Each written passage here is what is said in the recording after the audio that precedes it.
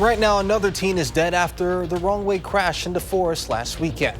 Also, a camp for neurodivergent kids faces challenges as it runs the risk of losing federal funding. And we take you to Atwood Avenue for this year's Atwood Fest. That's all coming up on News 3 Now at 10. Good evening and thank you for joining us tonight. I'm Jalen Banks. A second person is dead in the aftermath of the overnight crash that happened in Forest last weekend. The Wisconsin State Patrol reported a second teen died after a fatal crash on I-3990 near DeForest last Sunday. The driver was identified as a 19-year-old teen from Clara City, Minnesota. An initial investigation showed an SUV driving the wrong way and struck a vehicle traveling northbound. The SUV driver was arrested for driving while intoxicated. The Wisconsin State Patrol reported on Tuesday another Minnesota teen died in the crash. Monona police arrest a man Friday after reaching speeds of nearly 100 miles per hour.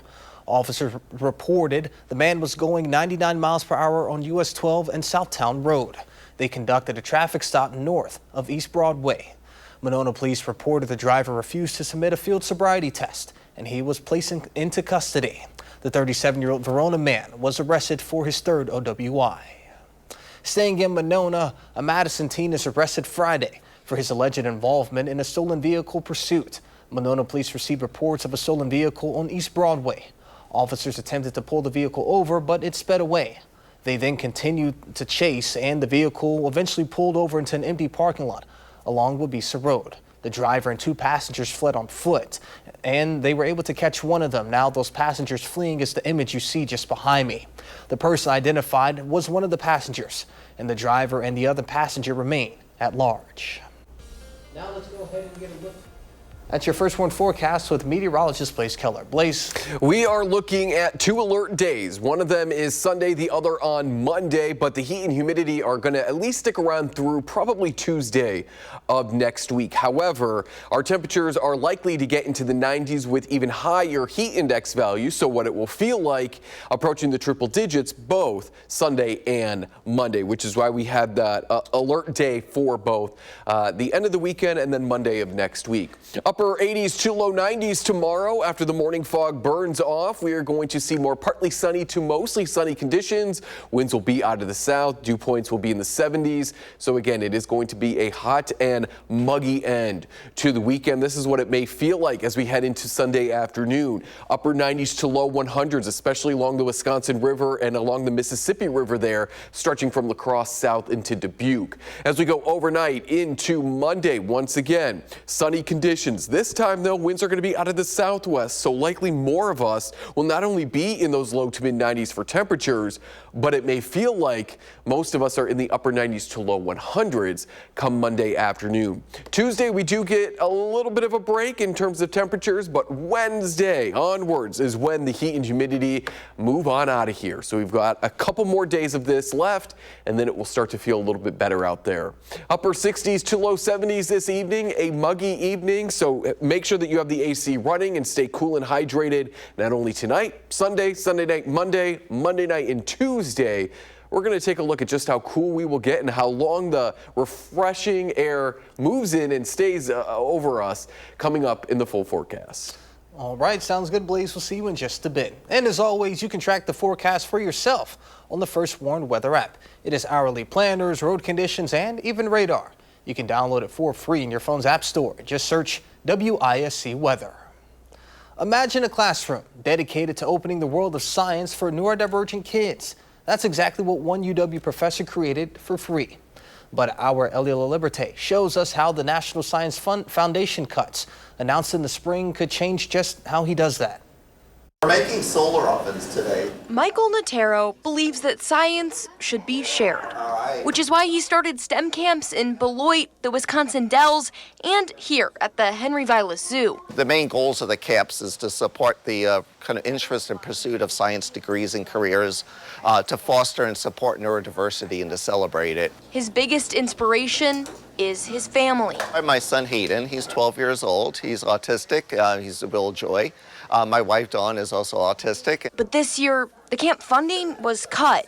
because of concerns related to DEI. Natero's camps ran on a grant from the National Science Foundation, which saw widespread cuts from the Trump administration. That was pretty crushing. Leaving Natero relying almost solely on private donors. It's disappointing because, in essence, what this is doing is we're supporting science, we're supporting youth, we're supporting diversity. He says he's looking for alternative sources of funding, but many of the grants that would have applied to his camp just aren't there anymore. In the long term, my goal is really to see that this kind of program expands, doesn't just sustain, but expands. For one of the education instructors, Silverius Materi, the camps open up the joys of the zoo. There's like an excitement, they're ready to explore. According to Materi, this is the largest camp the zoo has seen so far. So to continue to have funding for things like this is just becoming more and more important every day, not less and less important. Natero says families will drive hours to attend these camps. The kids are learning how to become advocates for themselves, also building friendships with others, and that's something we don't want to see come to an end. Reporting at the Henry Vilas Zoo, Ellie La Liberté, News 3 Now. Ellie, thank you. Natero isn't sure what the future of his program will look like, but he says he's planning on applying for funding through UW. A Madison festival works to help people with disabilities take pride in themselves. The 10th annual Madison Disability Pride Festival aims to be accessible to people for all abilities, from mats to help wheelchairs navigate over grass to allergen-sensitive food vendors. The goal is to allow everyone to enjoy the festivities. Organizers also say the event helps people with disabilities connect to others who understand them. First of all, people with disabilities are the one minority that anyone can join at any time. You know, we don't know how things are going to work out. And so I think access is everyone's issue because sooner or later it may be yours.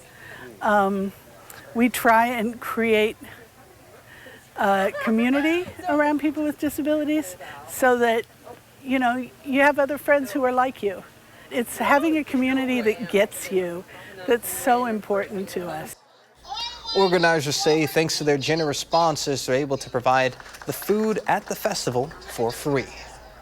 Atwood Fest turns it up to 11 on Madison's east side. The longtime summer staple brings food and drinks, live music, craft vendors, and so much more to Atwood Avenue. Organizers work to make sure old music favorites return, while also bringing in new bands to keep the festival sound fresh for returning visitors. We always have something traditional, something borrowed, and something new. So we always have our traditional bands like Steely Dan and VO5, and then we always have our borrowed bands that played here last year that did a good job. We're putting them in a different position. And then, of course, new bands who never played the festival before. It's their first time, and it's always fun seeing those bands come in and experience what it's like to be at this festival that's different from everyone else because it's embedded right into the neighborhood. The event runs through the weekend with live music into the night and starting back up tomorrow at noon. Coming up next on News 3 Now at 10, Blaze returns with a complete look of your First One forecast. But first, Israel continues to deliver aid after weeks of international pressure of the humanitarian crisis in Gaza. Plus, the Trump administration will release more than $5 billion in funding to public schools that it withheld. You're watching News 3 Now at 10. Thank you for staying with us. Tonight, Israel says it will resume aid drops into Gaza and open humanitarian corridors for UN convoys. The move follows weeks of international pressure and growing hunger crisis. CBS's Haley Yant has more. 5-month-old Zainab Abu Halib died today of malnutrition. Unable to access the formula that might have saved her, her doctor says, she spent the majority of her short life fighting to survive. That fight is over now. The United Nations says the entire population of Gaza is facing the risk of starvation, and children are bearing the brunt of the suffering. Since April, the number of child deaths from malnutrition has jumped from 52 to 85, the Hamas-run Ministry of Health says, and 6,500 children are in treatment, according to UNICEF, the highest number since the start of the war. Israel says it's allowing aid into Gaza, but the UN isn't distributing it. The UN says Israel's creating obstacles that make distribution near impossible, forcing Palestinians on perilous journeys to try to find any food they can. My children haven't eaten in a week, Smood Wahad says. I give my children water and salt to drink. Some seek aid at distribution centers run by the private U.S. and Israeli-backed Gaza Humanitarian Foundation. There have been multiple reports of Israeli forces shooting and killing aid seekers around those sites. U.S. Special Forces veteran Anthony Aguilar told CBS News partner network BBC News he worked as a contractor for GHF, then resigned. In my entire career have I never witnessed the level of brutality and use of indiscriminate and unnecessary force against a civilian population, an unarmed, starving population. GHF refuted Aguilar's claims, calling them materially false, and said they'd fired him for misconduct. The Israeli military says following reports of harm to civilians, instructions had been issued to its forces in the field, and specific incidents were under review. Israel has said it will begin humanitarian airdrops and reopen humanitarian corridors inside the Gaza Strip, but stressed that it would continue combat operations. Health and Human Services Secretary Robert Kennedy Jr. plans to remove all 16 advisors on the Preventative Services Task Force. That's according to reporting by the Wall Street Journal. The task force makes recommendations about preventative services like screenings for cancer and various disorders. The Affordable Care Act requires insurers to provide those recommended services to members at no cost. The Health and Human Services Secretary has authority to name and fire the members of the task force. What's unclear is who he would replace them with, or if he would replace them at all. Last month, RFK dismissed all 17 members of the CDC's Vaccine Advisory Committee. 2 days later, he named 8 new picks, including several who question the safety of vaccines. Living in hot places doesn't just make your skin age faster. It does it to your entire body. That's according to a new study that found extreme heat makes you age quickly. Researchers looked at more than 3,600 people over 55 years old. They found people who experienced at least 140 days of a heat index over 90 degrees aged up to 14 months faster than those who only experienced 10 such days per year. That's about the same as the impact of smoking or heavy alcohol use. Accelerated biological aging increases the risk of cancer, dementia, diabetes, and early death. States will soon get billions of dollars of funding for public schools that was previously withheld by the Trump admin. The Department of Education says the more than $5 billion in funding will be returned to states starting this week. Last month, the administration announced it was withholding nearly $7 billion in funds so the White House Office of Management and Budget could conduct a review. The funds had already been appropriated by Congress. Last week, the White House announced it was releasing over $1 billion of frozen funding for after-school programming. The administration says there will be guardrails to make sure the funds will be used in ways that align with President Trump's priorities. President Trump did not have any public events today as he is prepping for trade talks with a major U.S. trading partner. Weisha Zhang reports. President Trump teed off with his son Eric and the U.S. ambassador to Britain at his luxury golf resort in Turnberry, Scotland. Oh, good shot. Then he posted a video of his shots on social media. At the same time, hundreds of protesters gathered in front of the U.S. consulate in the Scottish capital, Edinburgh. Even though he has Scottish roots, he's a disgrace to us. Trump plans to host the UK's Prime Minister, Keir Starmer, and the President of the European Union, Ursula von der Leyen, for trade talks at his personal properties. While the U.S. signed an agreement with the UK last month, Trump acknowledged making a deal with the EU requires more work.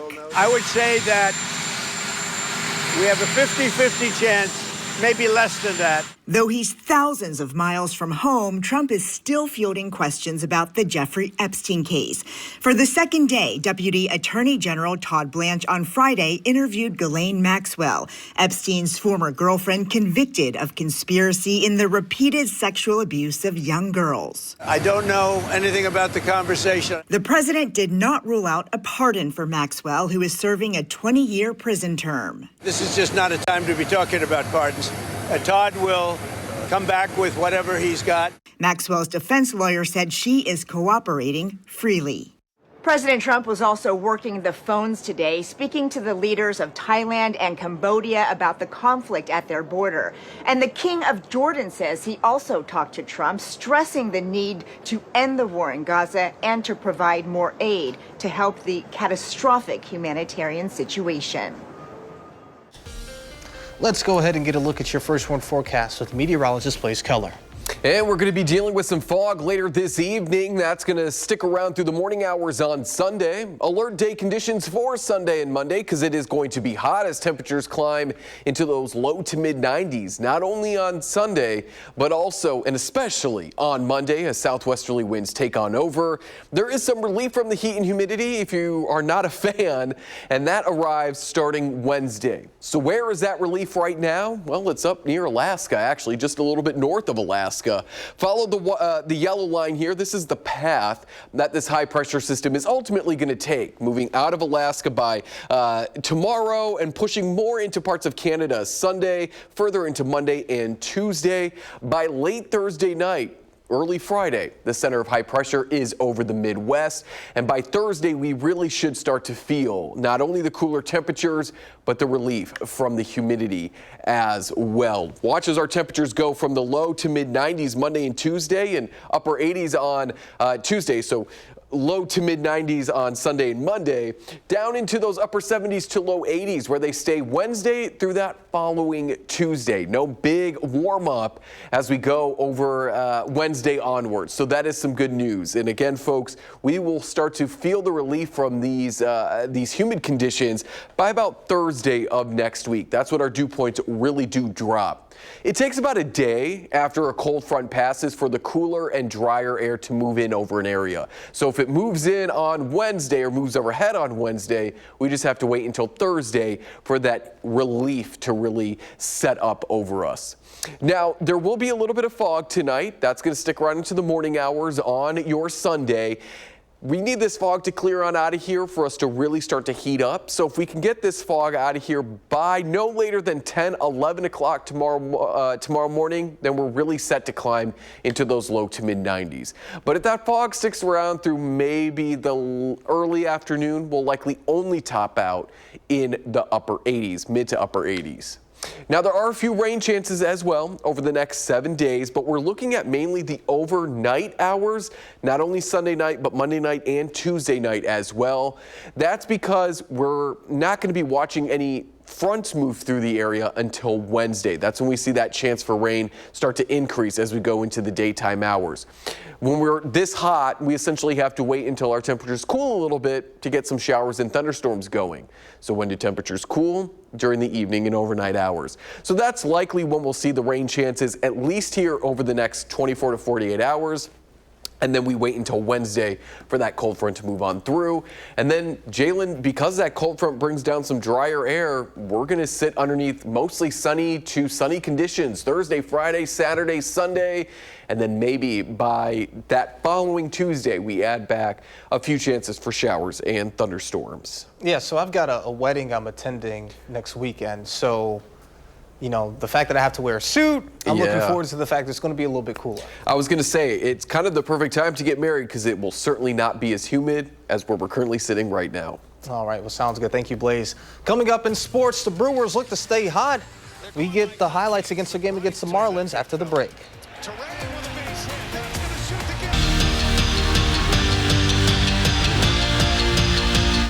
The Brewers may have lost their title of best record in baseball, but they're still on a heater. The Crew were 14-5 in July and look to get back in the win column against the Marlins. Brewers at home against the Marlins looking to stay hot. We head to the fourth inning. Score tied 2 apiece, and Bryce Terang at the plate with one on. and Terang shoots the gap, bringing in Isaac Collins.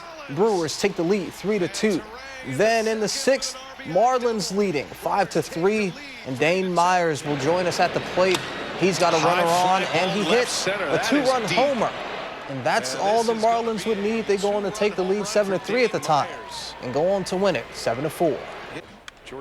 And next week, the Crew played the Cubs in a critical series. On Tuesday night, you can watch the Brewers right here on our sister station on television, Wisconsin.